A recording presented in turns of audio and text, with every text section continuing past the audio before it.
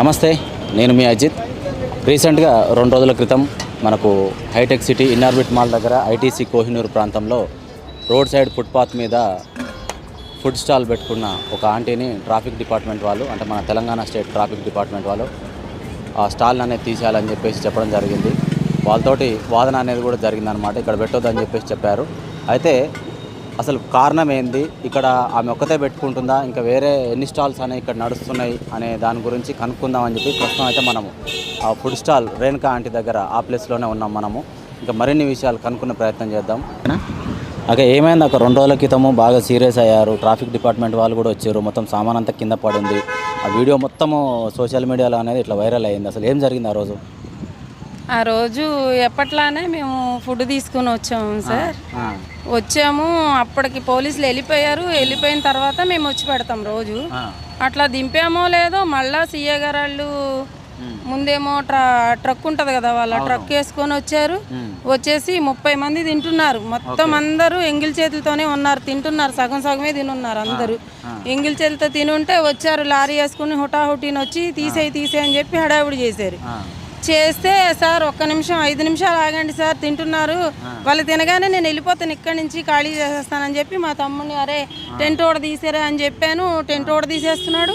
30 మంది తింటుండగానే ఒక అతను రెండోసారి ఇట్లా రైస్ కోసం వచ్చిండు.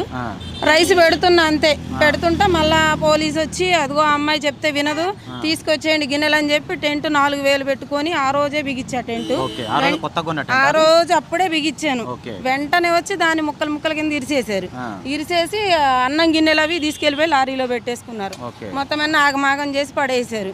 ఎంత చెప్పినా కాళ్ళు కూడా పట్టుకున్నా నేనైతే. అసలు కాళ్ళు పట్టుకున్నా కూడా వినలేదు. ఎన్నోసార్లు అట్లానే పట్టుకుపోయారు. చలానాలు గట్టి తెచ్చుకున్నాం. మొన్న ఎంత బతిమలాండి సార్, 30 మంది తింటున్నారు సార్, ఒక 5 నిమిషాలు ఆగండి సార్ అంటే, అసలు నీకు ఎన్నిసార్లు చెప్పాలమ్మా, నీతోనే మాకు తలనొప్పి అయిపోయింది, నీకు చెప్తే వినవా? లైన్ లో అందరినీ తిడుతున్నారు, అందరినీ తీపిచ్చేస్తున్నారు. అయితే మన దగ్గర అసలు ట్రాఫిక్ ఉండదు. ట్రాఫిక్ ఉండే దగ్గర వాళ్ళని ఏమన్నారు. అక్కడ 17 స్టాల్లు ఉన్నాయి.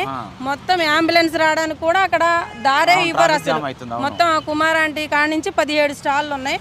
అక్కడ నుంచి ఎవరిని కదపరు. అక్కడ సపరేట్ ఉంది కదా కుమారి ఆంటీ దగ్గర, అక్కడనే 17 స్టాల్స్ ఉన్నాయి. చాలా 1/2 కిలోమీటర్ దాదాపు గ్యాప్ ఉంది. అయినా సరే వాళ్ళ 17 మంది నుంచుతారు. అక్కడ ఎంత ట్రాఫిక్ అయినా సరే, అది కేబుల్ బ్రిడ్జ్ మీద ఎంత ఎఫెక్ట్ పడినా సరే వాళ్ళకి పర్లేదు.